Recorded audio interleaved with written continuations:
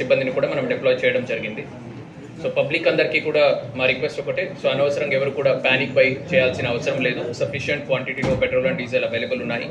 అలాగే ఎవరు కూడా ఇండస్ట్రీస్కి అవసరం ఉన్నది, ఇన్స్టిట్యూషన్స్కి అవసరం ఉన్నది ఎవరు కూడా ఈ రిటైల్ నుంచి దయచేసి బై చేయొద్దు. సో అన్ని చోట్ల కూడా వాచ్ పెట్టడం జరిగింది. ఎవరు ఎంత క్వాంటిటీ బై చేస్తున్నారో ఆ డీటెయిల్స్ ఎంట్రీ చేసుకోవడం జరుగుతుంది. సీసీటీవీ ఫుటేజెస్ కూడా మానిటర్ చేయడం జరుగుతుంది. సో అట్లాంటి కేసెస్ మన దృష్టికి వస్తే ఖచ్చితంగా వాళ్ళ మీద చట్టపరంగా చర్యలు తీసుకోవడం జరుగుతుంది. అలాగే పెట్రోల్ పంప్స్ వాళ్ళు ఎవరు ఉన్నారు, మీరు కూడా దయచేసి ఎవరు బ్లాక్ మార్కెటింగ్ చేసి హైయర్ ప్రైస్కి సేల్ చేయొద్దు.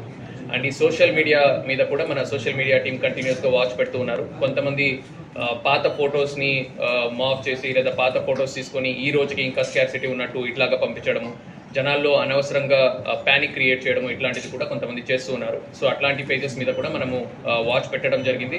ఆల్రెడీ నిన్న కొంతమందికి 91 CRPC కింద నోటీస్ కూడా సర్వ్ చేయడం జరిగింది.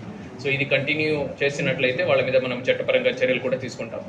సో ఎవరికి కూడా అన్వెరిఫైడ్ మెసేజెస్ని, అన్వెరిఫైడ్ ఫొటోస్ని వాట్సాప్ గ్రూప్స్లో కానీ అదర్ సోషల్ మీడియా పేజెస్లో కానీ పోస్ట్ చేయడం ఉండొచ్చు, అలాగే దాన్ని ఫార్వర్డ్ చేయడం ఉండొచ్చు. ఏదైనా చేసినట్టయితే వాళ్ళ మీద మనము చర్యలు తీసుకోవడం జరుగుతుంది. సో నిన్న ఆల్రెడీ 6 మెంబర్స్కి మనం 6 సోషల్ మీడియా పేజెస్కి నోటీసెస్ కూడా సర్వ్ చేసి ఉన్నాం. సార్ ఇప్పుడు పోలీస్ పెట్రోల్ బంకులో అవైలబుల్ ఉంటుందా సార్? రెగ్యులర్గా స్టాక్ వస్తుందా? మిగతా వాళ్ళకి ఎలాగ స్టాక్ వస్తుందో అలాగే మాకు కూడా స్టాక్ వస్తుందండి. సో దాన్ని మనం కూడా సేల్ చేయడం జరుగుతుంది. ఒక్కొక్కరు ఉన్నారు. సో సార్ ఆల్రెడీ చెప్పినట్టు ఎక్కడ రిక్వైర్మెంట్ అడిషనల్గా ఉంటే దాన్ని డయల్ 100 ద్వారా కానీ లోకల్ SHOకి ఇన్ఫార్మ్ చేసినట్టయితే వెంటనే రీఎన్ఫోర్స్మెంట్ పంపించడం జరుగుతుంది. Thank you.